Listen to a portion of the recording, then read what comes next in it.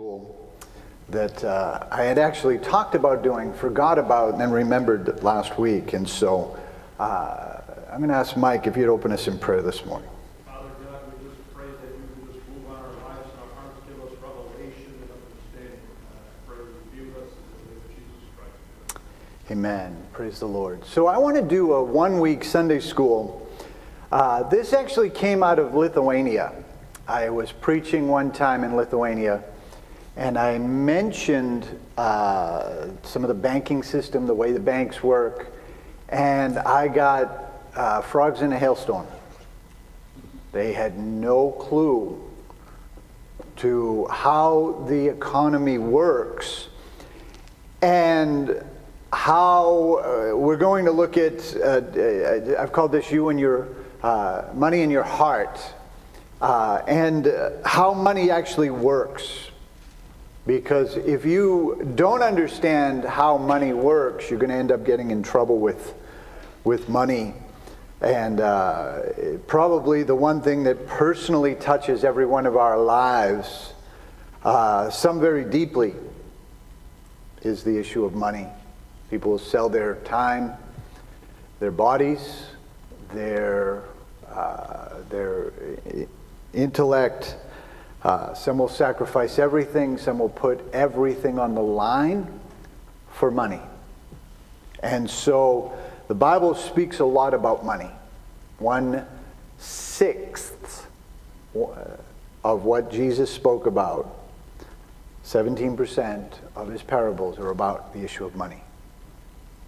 So money is incredibly important to us. And so it's good to understand money. I want to get a few scriptures. I need Matthew 16 and verse 26. Who would get that? Jeremy, our main text will be 1 Timothy 6 through 10. Kerry.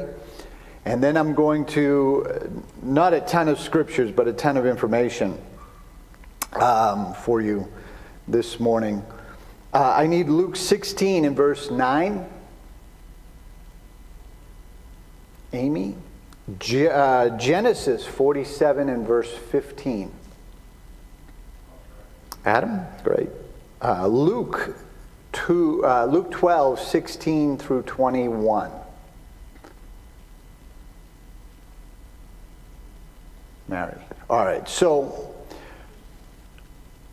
again, money is a very, a sensitive issue, and to understand how it works is very important. Matthew 16:26.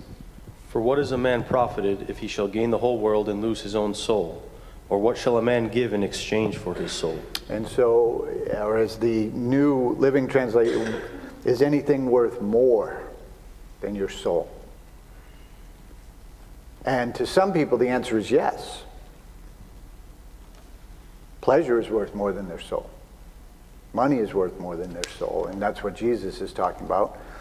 And so to some people, but these are very profound questions that Jesus is asking. And because people give up things for money. I've seen people sacrifice their marriage. Their, like I said, their body. This could be in an illicit way, or this could be in a football players. Right? You can guarantee a lineman, 4 or 5 years after they retire, are going to have knee problems for the rest of their lives. They gave up their knees for money.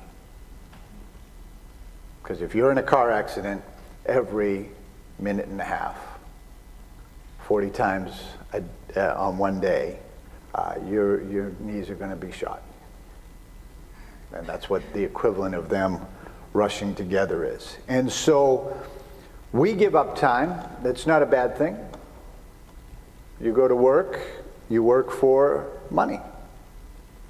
Because money is what we need to pay different things and get food and shelter and clothes and all of those kinds of things. But the illusion is that it will satisfy. The illusion is it can satisfy. J.P. Morgan, who was asked one time, how much is enough money? And he said, just a little bit more. Just a little bit more. one of the richest men in the world. And so money also has the illusion, and again I say illusion, of value. And I say illusion because if you think about an automobile, you can go down and get it on a lot for, let's say, $40,000 brand new. Pay $40,000 for this car brand new. Drive it off the lot, it's already lost between 10 and 20% of its value. But if you were to buy the parts for that at, say, AutoZone or eBay Motors or someplace like that, you're going to probably spend about $70,000 to $80,000 to build that car. But if you sell off the parts, you're probably not going to get back your $40,000. So value then has this strange way, right, of being there. Of housing prices, the housing market goes up, goes down. Stocks go up, down, value. One day can wipe off millions of dollars, billions of dollars off the stock market like that. Where's this value? Who says Amazon is worth more or whatever? And so it's important to understand that money has a value, and yet when we assign it to things, it's just a perceived value. Why is it that, someone can buy, get a hotel room for $110 a night, and the same room someone else buys for $160? Perceived value. And so, or why is it when, like the PGA Tour was here, supply and demand, I understand that, but why is the same room that's $110 right now $550 during the PGA Tour? And it was, because that's when we had Pastor Strutz and I was looking. So money has to be understood. You have to understand the whole concept and what's behind money, the banking system. Otherwise, you're going to get yourself in a lot of debt and a lot of problems with that. 1 Timothy chapter 6, verses 6 through 10 has a lot to say about this. Now godliness with contentment is great gain, for we brought nothing into this world, and it is certain we can carry nothing out. And having food and clothing, with these we shall be content. But those who desire to be rich fall into temptation and a snare, and into many foolish and harmful lusts, which drown men in destruction and perdition.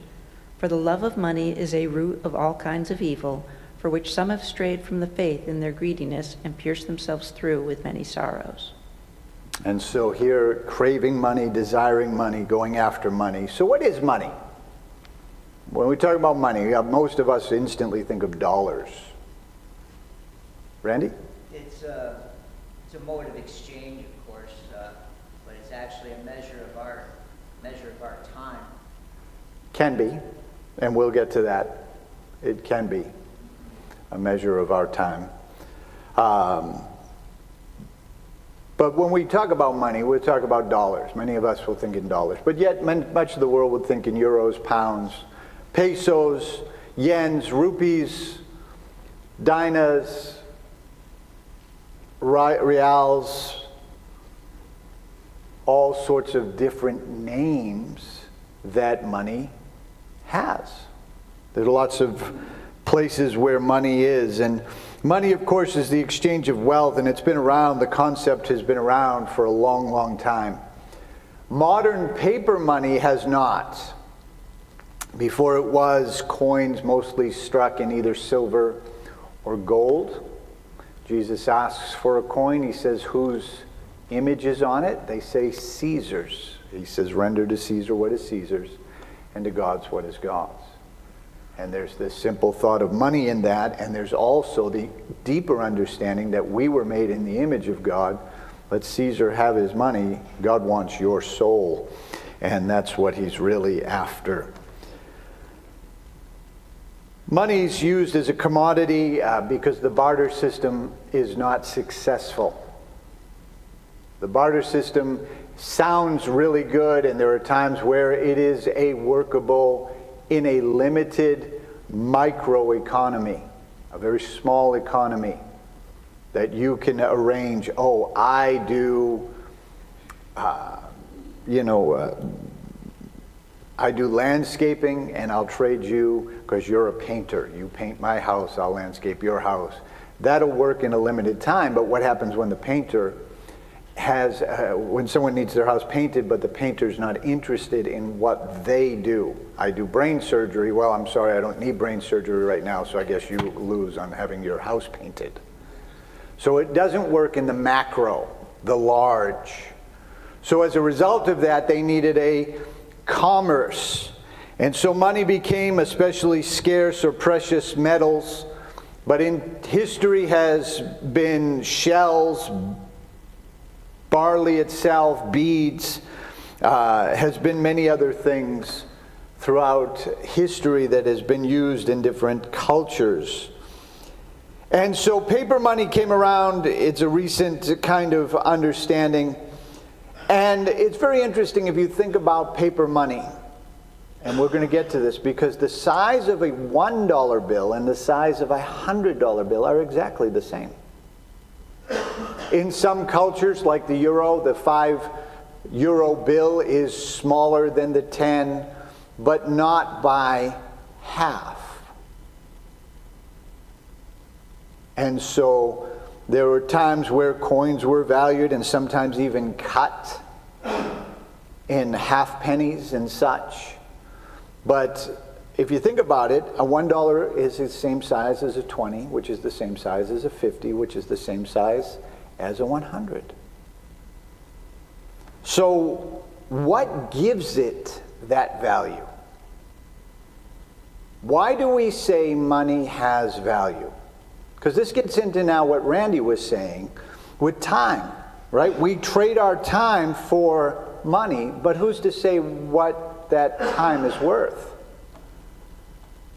Some say our society is out of whack. We pay people who play millions of dollars, and we pay people who actually do productive things not so much. Why is that? Why is a minimum wage on a NFL team more profitable than a school teacher? Who's going to do more lasting work? Who's going to do more important work? So putting the value on isn't always the way we correctly value things, but yet money controls it. Rowan? Money is technically not an actual currency, at least our modern money is technically a trade currency. Well, it's even more than that, and we'll get to that. It's only worth anything that the government says it is. Well, that's correct, because they take it in taxes, but we'll get to that in just a moment. Because we're going to get into, hang on, let me lay the foundation, okay? Because I'm going somewhere, and you guys are putting in great input, but let me lay the foundation, because don't jump ahead of me. So money we use to place value on something, what it would cost. We use it to trade for services, talents, time, or abilities.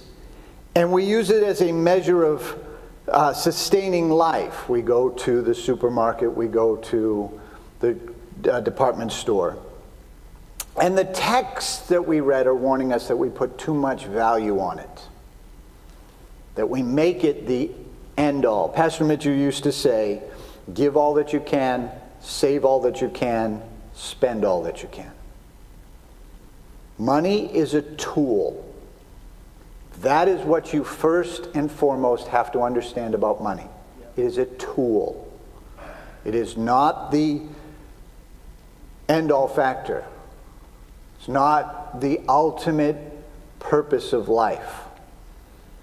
Now, if you watch television, you are more likely to be driven when you go to the store to buy. Between advertisements and the lifestyles they portray on the television, will generate your desires to have more. And so, facing the true value of money is what we give it. Not what the government gives it, it's what we give it. What is your money worth? You're selling your time, you're selling your talents to your boss. What is that worth? Many of you would say, I'm worth more. Are you? Is your production producing more for your boss? So you have to realize it's a tool, and it's given way too crazy value. And so you have to understand the value that money has is the value you put on it. And then you make the decision, is 2 hours of my life really worth this toaster?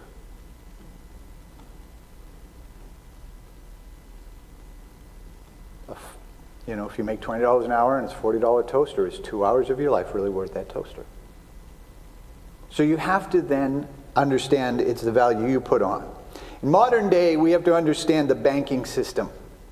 Let's talk about the banking system if you're going to understand and change your prospect of money. Our banking system, it was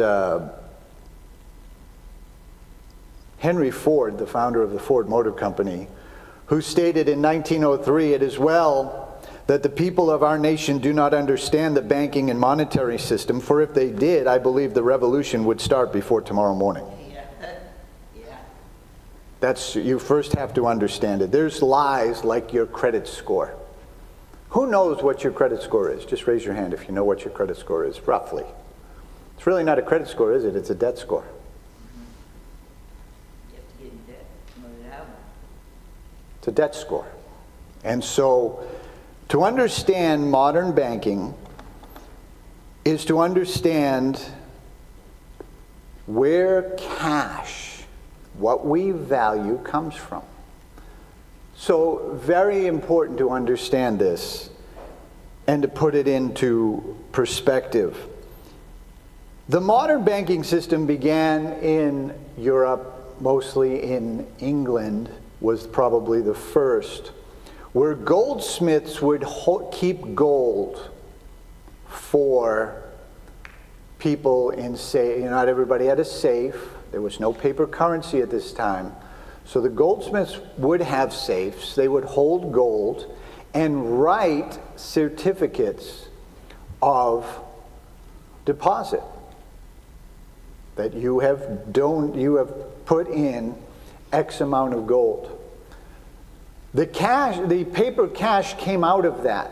People began to say, well, listen, rather than me go down and get the gold, give it to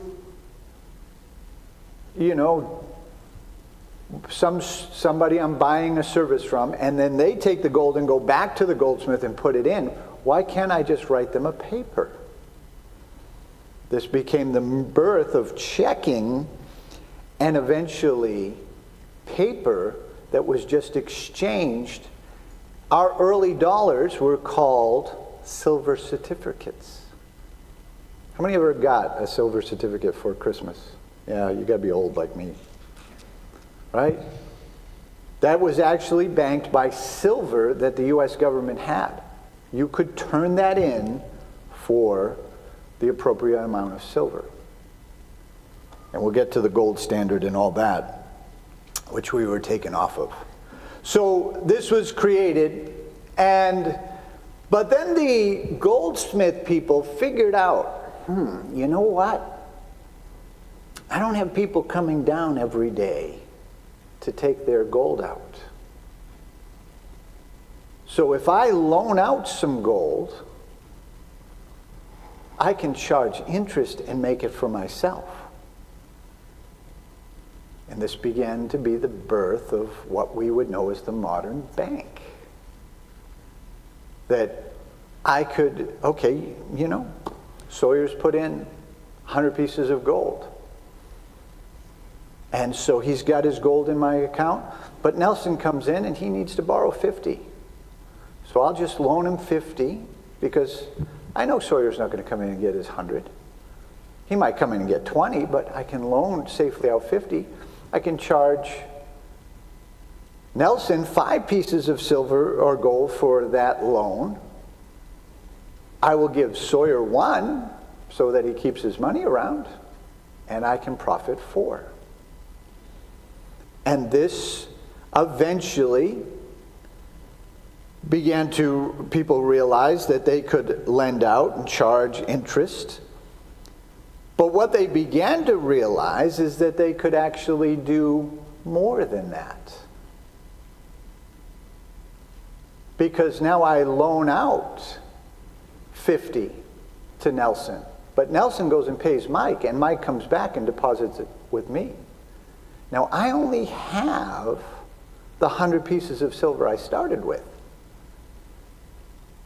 Or gold, right? That Sawyer gave me. But now I have a loan out with Nelson, and I have a deposit from Mike, who put the money back in there. But because Nelson's going to be paying me back that money, I'm now generated more money that I can loan out. If you had 10 sofas and you sold 20, would you go to prison?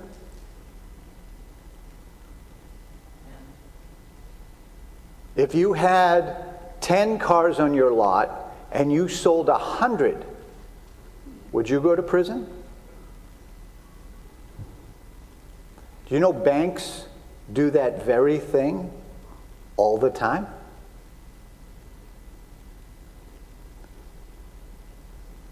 They can loan an incredible amount of money. Show that first, that slide on the cash reserve. So cash on hand. Put this in perspective. If a bank has $10.7 million in deposits, a small bank, that would be probably in the realms of, around here would be like Canandaigua National Bank or ESL. They absolutely do not have to keep, they can lend out all $10.7 million of that money. They can just loan it all out. They can, if a bank has more than 10.7 but less than 55.2 million, they are required to keep on hand 3% of that money. Because that's the average day of banking. In exchange, people go in, they take out their ATM, they put in, they deposit their paycheck and such, the flow. They can do that. If they have more than $55.2 million in debts, they're required to keep 10% on hand. But they can loan that out. But because of what this is called is fractional reserve lending. What that creates, if I put in $100, let's talk about the big banks. I put in $100. They can loan 90 of that. But let's say I pay out of that $100 and I owed Danny $100, so I pay him the $100 and he goes down and puts it in the bank. Now they can loan out another $91 of that, or $81 of that, I'm sorry, to Garrett. Garrett then pays Logan. Logan puts it in the bank. That $100 that you put in the bank can turn into $10,000 in loans. They've created money.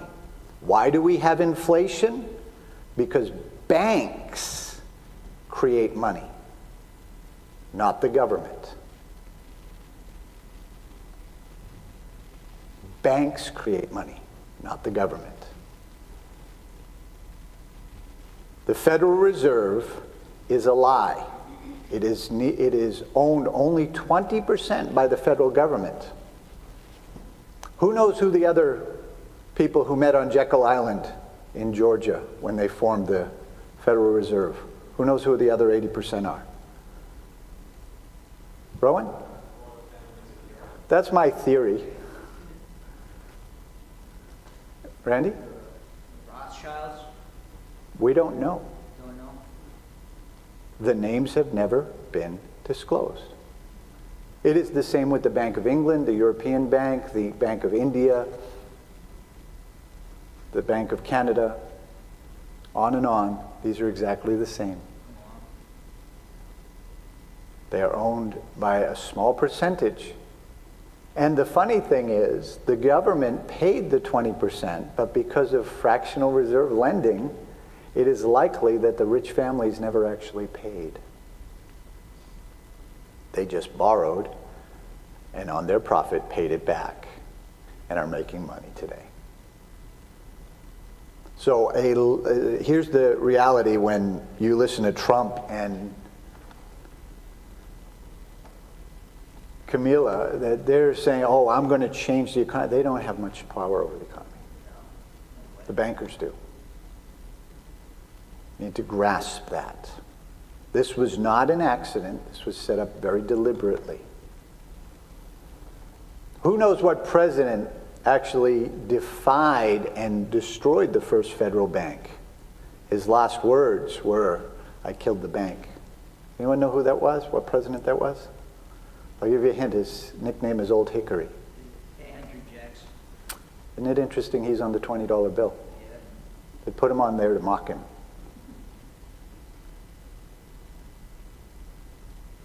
You can study this all out yourself if you don't believe me, but this all actually comes out of a very deliberate scheme that was put together in 1944. 1944, in a little town called Brenton Woods in the state of New Hampshire. It's right at the foot of Mount Washington, the highest or the coldest peak in the continuous 48 states. They had a meeting there, and this involved 44 allied nations, which included the Soviet Union and China. They met there for 3 weeks, from July 1st to July 22nd, 1944, and they created a workable economic recovery for the world.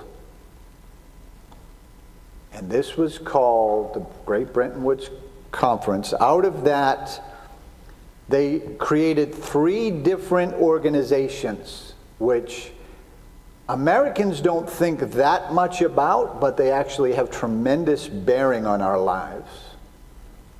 And it's important to understand these. One was the International Bank for Reconstruction and Development, which later simply became the World Bank. Can you show that next slide on Bretton Woods there? So the United Nations Monetary Fund Conference, commonly known as Bretton Woods, the gathering of 730 delegates from 44 allied nations. Germany wasn't invited. Neither was Italy. So they met at this hotel to come up with international monetary regulations. Go to the...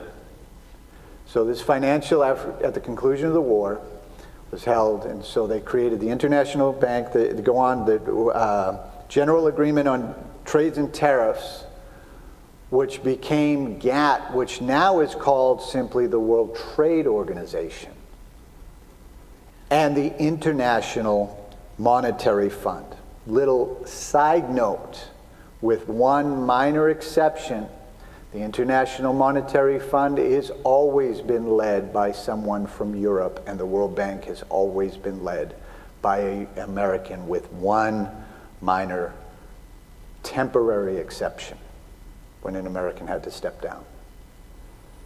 It is not in the original agreement, but Europe and America run the world financially because they run the banks.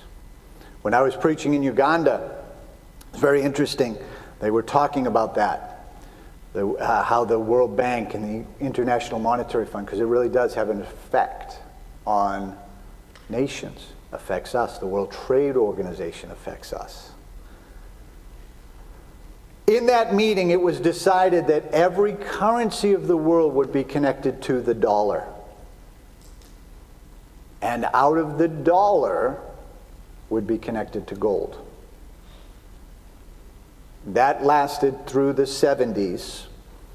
And then 1971, Richard Nixon took us off the gold standard and made us basically float on the value of oil. What that did was unrestrict growth, but it also unrestricted inflation. And by 1979, interest rates for a mortgage were 20%.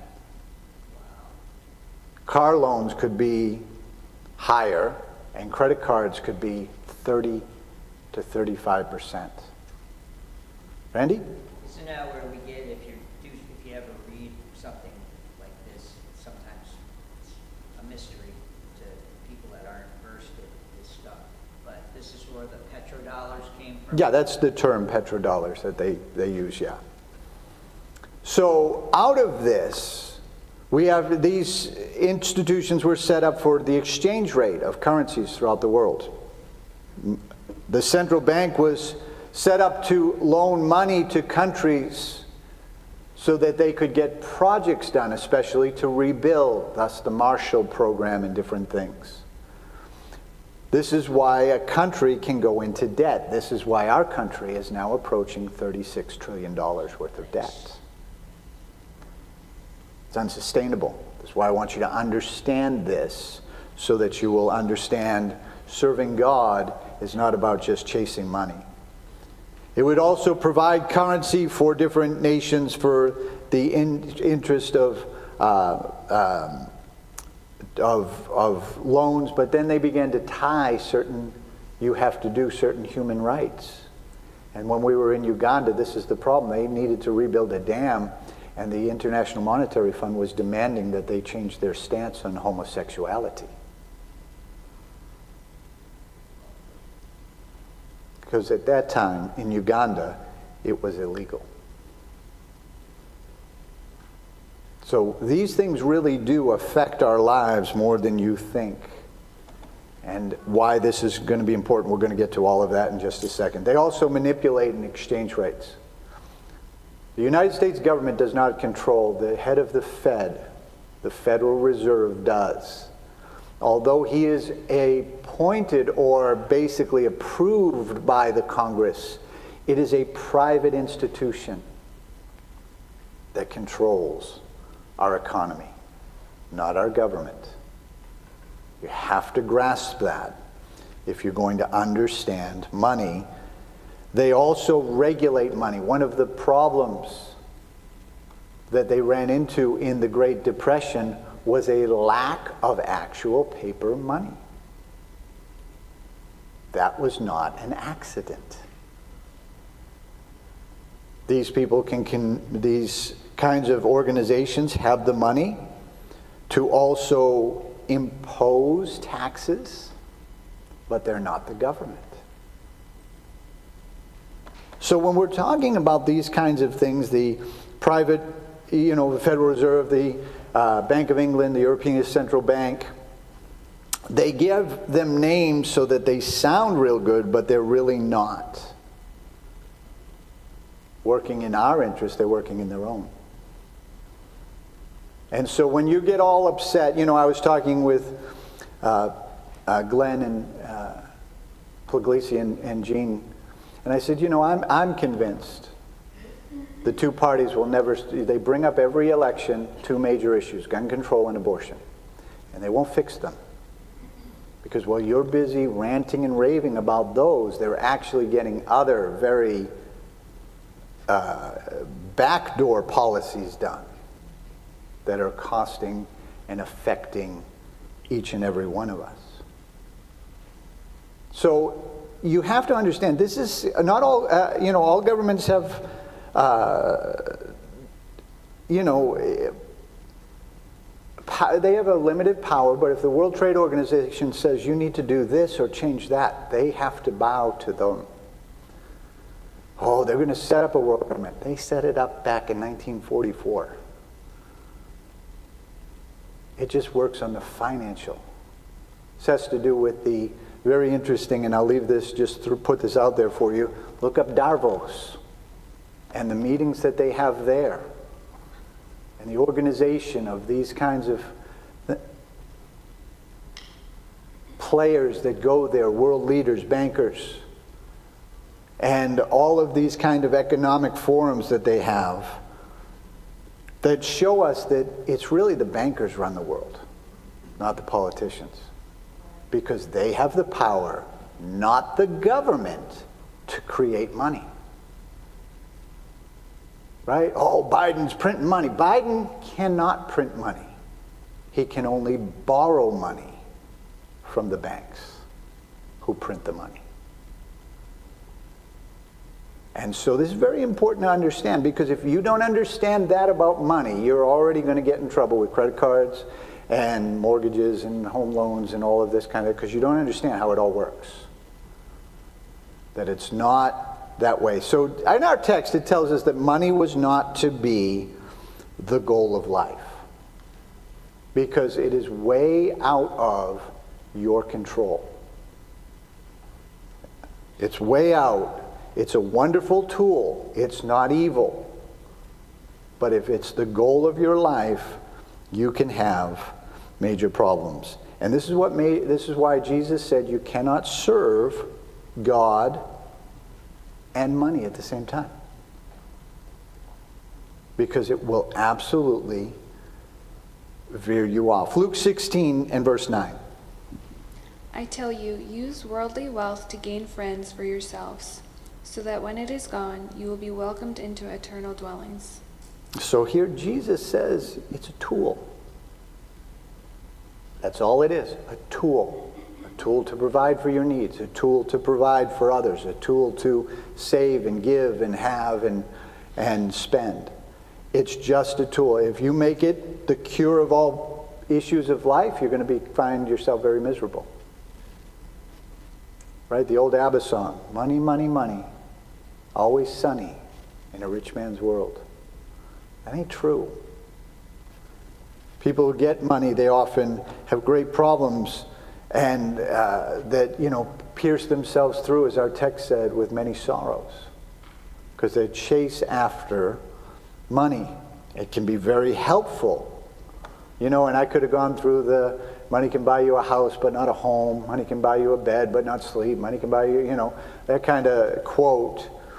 But the reality is money can fail too. Genesis 47:15. And when the money failed in the land of Egypt and in the land of Canaan, all the Egyptians came unto Joseph and said, "Give us bread, for why should we die in thy presence? For the money faileth." Okay, and so the argument for the central bank is to regulate interest rates and the actual supply of cash in society, so that we don't get inflation and you get a Germany of 1930s. Right? Friends of mine have told me in Argentina, one man went in and he was an American and he was preaching there and he looked at a leather jacket and he said, "How much is that jacket?" And the man looked at his watch. He said, "Right now it's 400 whatever of their currency, 400 pesos, which would have been like $400. And he says, "Why so expensive?" He goes, "Yeah, but if I put it back on the rack, it's going to be $450. Inflation was happening that rapidly. Prices jacking up. Can it happen in America? It's going to happen in America. It's going to happen. Now, whether that would be before or after the rapture, I'm not sure. But we're $34 trillion or $36 trillion or whatever it is in debt. It's going to happen. They're going to either have to devalue the dollar, which means that everything becomes more expensive, and print more money to get rid of the debt. Zimbabwe, the Robert Mugabe was a nut. He absolutely destroyed that nation's economy. Absolutely destroyed. To the point where they began to have their money failed, and a woman was crying because she just bought a dozen eggs for the same dollar value that she had bought her house 10 years before.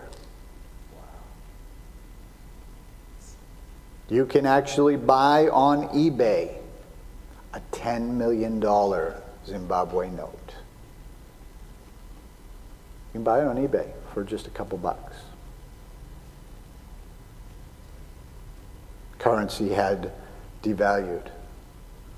When my wife had gone on a team in 1995 to Poland, and she couldn't get her mind around the fact that $34 was a million zloty. When I was in Romania, I took Ovidiu and Luminița Rusu out to lunch, and the bill came in at $1.1 million lei. It's $34. They eventually just hacked some of the zeros off and reprinted the currency. Money can fail. If it's your goal, then you lose. Because think about it, what I said, money is the value you put on it. There's some people who look at, I might look at a $3,000 guitar and go, man, that's a good deal. And you'd go, $3,000 for a guitar? Because I put value on that. You don't. Right? It's what you, not what the government puts value on, it's what you put value on. And so value is a social construct.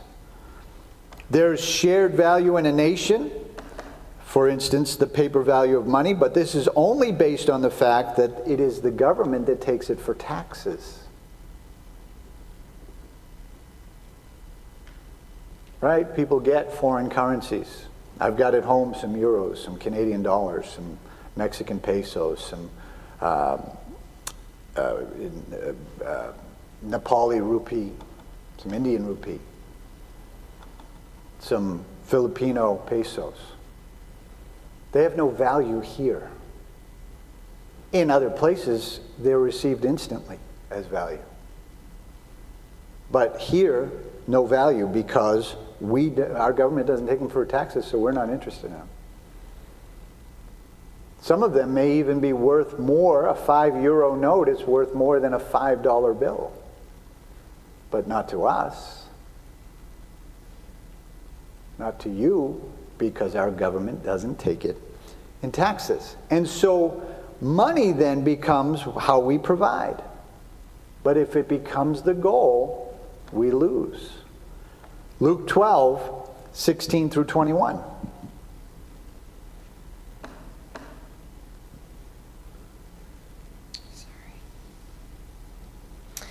Then he spoke a parable to them, saying, The ground of a certain rich man yielded plentifully. And he thought within himself, saying, What shall I do, since I have no room to store my crops? So he said, I will do this. I will pull down my barns and build greater, and there I will store all my crops and my goods. And I will say to my soul, Soul, you have many goods laid up for many years. Take your ease, eat, drink, and be merry. But God said to him, Fool, this night your soul will be required of you. Then whose will those things be which you have provided? So is he who lays up treasure for himself and is not rich toward God. And so here, laying up treasure for yourself. So this is why I'm just doing this. There's lots behind this. We just don't have the time to get into it. But this is what I want to leave you with as far as that goes. And then real quickly, I want to talk about money and its future. Because if you understand then, it's not the governments that control money. It's the bankers. It's the bankers. I think Lenin said, you can have any kind of government you want, I'm paraphrasing, but you will never be in true power. It's the bankers who are. He understood that right away. we're going somewhere with money. This is why when we read Revelation 13, and I'll just read this. He says he requires everyone, small and great, rich and poor, free and slave, to be given a mark on their right hand and their forehead, that no one could buy or sell anything without the mark. And this was either the name of the beast or the number representing his name. Wisdom is needed here. Let the one with understanding solve the meaning of the number of the beast, for it is a number of man. His number is 666. This is why we will go cashless and eventually into the mark. They've been putting currencies together forever. Since 1944, blocks of currencies. Can you show the next slide there on the currency, the map? Yes, we'll go back to the very chip in just a second. Here's the map. Now, the green, the dark green, represents the US dollar. So nations that have and use the US dollar, and this is a little old because Zimbabwe is using the US dollar. It's either directly, Panama does, Ecuador does, as well as some of the other Caribbean islands use the US dollar. The dark blue, the light green rather, on there is those tied or pegged to the US dollar. That their currency is always the same against the dollar. That means it will float against the pound and the euro, but it's always the same against the dollar. And when we moved to Lithuania, it was always 4-1. This has to do with their reserves in our federal bank. They have millions and sometimes billions of dollars. The dark blue is the euro, and the light blue are those attached to the euro. And you can also see the orange are those using the Australian dollar, and the purple down the bottom of Africa are those tied to the South African rand. That those are all currency blocks that are current right now. There's also numbers of them that are working on it. East Africa is working on their own currency block, which will include Tanzania, Uganda, Kenya, and a number of other nations. And so that they're already putting currencies together. So does it matter what they call it? Because it's not an issue of calling it something different. It's an issue of controlling it. And if the bankers control it, then it makes sense that they can very easily come in and control everyone's currency. They already do through the World Bank, the International Monetary Fund, and the World Trade Organization. They already do. Cashlessness has been a concept that has been coming along for quite a while. It started with checks. It started with that paper transaction. Don't make me go get my gold to give you gold to go put it back in the bank. Let me just write you a check, a paper that says I owe you X amount of pieces of gold. That evolved, of course, into the modern day banking with checks, which came and pretty much has gone. Some people still use checks, but a lot of people now have switched to online, which the transaction to that, or transition, was credit cards. That you didn't need cash to go into a restaurant or a store. You could hand them this piece of plastic. They would run it, the old machine. They'd actually run it, you'd sign it, then they'd have to deposit all these slips, and eventually now it's all done online, instantly. That you can make a charge and instantly that's going to be taken out of your line of credit. To now the online payments, Venmo, PayPal, Cash App, where now people can transfer money electronically. We've had to do that in the churches. where we have our online giving. But it was always flawed. There was a limit. It was hackable. I've had my credit cards hacked. I've had all sorts of different crazy things happen. With that, it's hackable. So what's very interesting is the next stage has become now the Bitcoin, the blockchain. Now they can control it much better. It will not be that far to take it from physical banknotes now into the cashless society. The Veri chip, you can show the slide with the words. So the Veri chip is approved. It's the first Food and Drug Administration approved human implement of a chip going into your body somehow. And it can aid in all sorts of different ways, and it's marketed by the Veri Chip Corporation. And go to the next, and it's just the size of a grain of rice and can be put in an individual's right arm. They use this in different places now. In fact, your credit card could actually be put into your hand right now.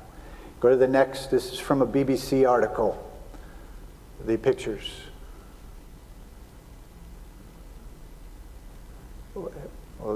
So that's the size of it.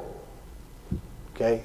This X-ray on the bottom there is how it is actually, and appreciate Aiden putting in the arrow to show you where it is. But that's an actual X-ray of people who have it, just in the little fleshy part of your hand between your thumb and forefinger. This top picture there is a reader that can actually read it now. The article said 51% of Europeans would do this. Could this be real? Do you know in New York State now you can put your driver's license on your phone? Yep. It's now digital. You don't have to carry your wallet anymore because you can pay with your phone and you can show your identification with your phone. This is all coming. So this is what money actually is. So you need to understand that. That will change your way when you think about, oh, is this the answer to life? Is this where it's all going? And so I've got some articles here, but we'll just have to pass them on for this because we're just out of time. But I wanted to put this before you because this is, and I would challenge you to educate yourself on this. I've given you 1/10 of 1% of where this can go. And I'll warn you on, if you just start watching YouTube videos on this, you're going to come up with some very strange and very bizarre conspiracies. Yep. What I've given you is facts, not conspiracies. These are facts. Where is it going? It's going to this. But these are facts. You can, if you do a little research on your own, you will find that it's the Federal Reserve, a private institution that prints our money, not our government. The misnomer and the false reporting is it's our government that does it. Our government borrows the money. Our government gets taxes to pay for things, yes, but a lot of that now is going to the interest of what the banks have already lent. Who are these people? We really don't know. My theory is the only ones that have that is the Royal, but that and $4 will get you coffee at Starbucks because it's a theory. It's not worth anything beyond that. But these are all provable facts that if you understand that, then money's just a tool. It's not the goal. And it'll help keep your heart right with God. Any questions or comments?